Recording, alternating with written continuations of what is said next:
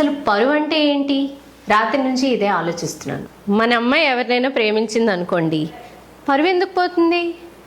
ఆ అమ్మాయి జీవితం బాగుండకపోతే మనం బాధపడతాం.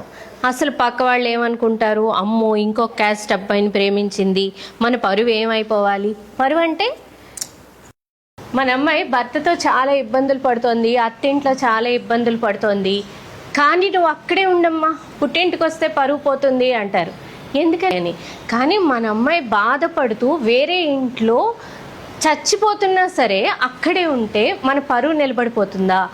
మన పరువు ఎప్పుడు పోతుందంటే, మనం ఎవరినైనా కొడితే, తిడితే, దొంగతనం చేస్తే మనం జీవితాంతం సంపాదించుకున్న మనకంటూ ఒక ఉనికిని ఏర్పరచుకుంటాం చూసారా, అది పోతుంది. అంతేకాని పక్కవాడికి హాని చేయలేనప్పుడు మనం బాధపడుతూ కూడా ఆ బాధలోనే ఉండడం పరువుని నిలబెట్టుకోవడం మాత్రం కాదు. అసలు పరువు అనేది ఒక ఊహాత్మక పదం, మనకి మనం సృష్టించుకున్నది. పక్క వాళ్ళు ఎన్ని రోజులు మన గురించి మాట్లాడుకుంటారు?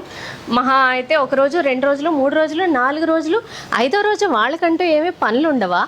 వాళ్ళ జీవితంలో వాళ్ళకి సమస్యలు ఉండవా? ముందుకు సాగరా? జీవితాంతం పక్క వాళ్ళ కోసమే బ్రతుకుతామా? మనం ఏ తప్పు చేయలేనప్పుడు, ఎవరికి హాని కలిగించటం లేనప్పుడు మన కోసం మనం బ్రతికే రైట్ మనకి లేదా? మన కోసం మనం బ్రతుకుదాం. చిన్న జీవితం అండి.